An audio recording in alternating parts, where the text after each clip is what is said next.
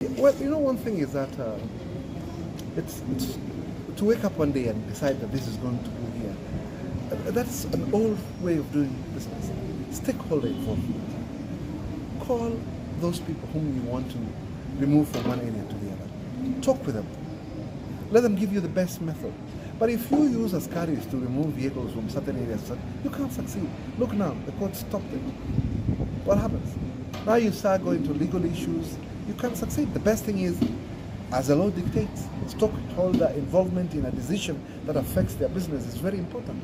So I would advise the government, talk with real owners, not brokers and cartels who have already placed themselves everywhere in Nairobi. So it's the only way that anything can be resolved. When there is a stalemate, go to the table, you talk, and agree.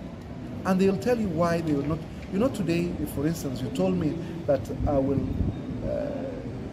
I'm on Wayakwe, my services will end up in Upper Hill. And then there are vehicles which apply the same route, probably going further than that, and you allow them.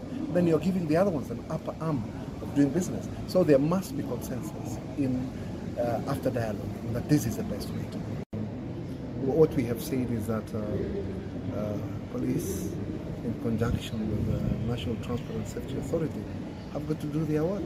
It doesn't require a grace period. It requires action because there are illegalities. It's just like a bank robber. You will not say, I'm giving bank robbers warning not to do it. If they are there, you go arrest them. And that's exactly what we demanded for. And which of course the Director General has promised that they will deal with it. But somehow, this requires a firm decision and action that will stamp this out completely. We've seen the emergence of saloon cars, competing with the Matatus. We know very well, saloon car, any passenger would want to have the comfort because they are faster, they are allowed 100 kilometers per hour. Matatus are only allowed 80 kilometers per hour. So I believe this has got to be dealt with once and once for all. The other issue was about licensing of drivers and conductors. I've mentioned this several times, and I'll keep saying it until action is meted on this. The issue of issuing PSV license to drivers on the strength of the age of the license. 4 years, you're told, if you have a 4-year-old license, you're eligible to get a license. And you do get it without being tested, whether you are able to drive. And this now causes problems to us as investors in public transport. This person will come and land from my view. And yet, I'm blamed when an accident occurs. We should blame the people who issue them licenses, because they should be held liable for licensing a person who is not qualified. So we made a recommendation at the same time that the function of issuance of PSV license be removed from NTSA and be taken to an area who have the capacity to taste and classify. National Youth Service is known for producing the best drivers in the country. Why can this function be given to them? And then they see who can drive what kind of vehicle, be tested well, and be issued with the license, as opposed to using the age, the strength of the age. That's one other issue that we talked about. And also we've said PSV is the main facilitator of economic activities.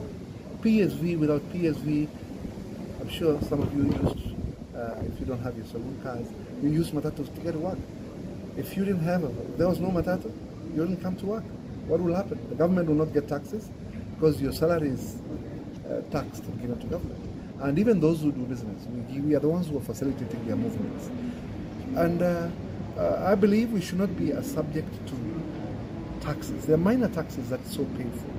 We pay for what you call seasonal ticket to Nairobi. Like for instance, in Nairobi, we pay for that to Nairobi City County. Is Nairobi City County, or what do you say? Yeah. So we do pay them a lot of money per month.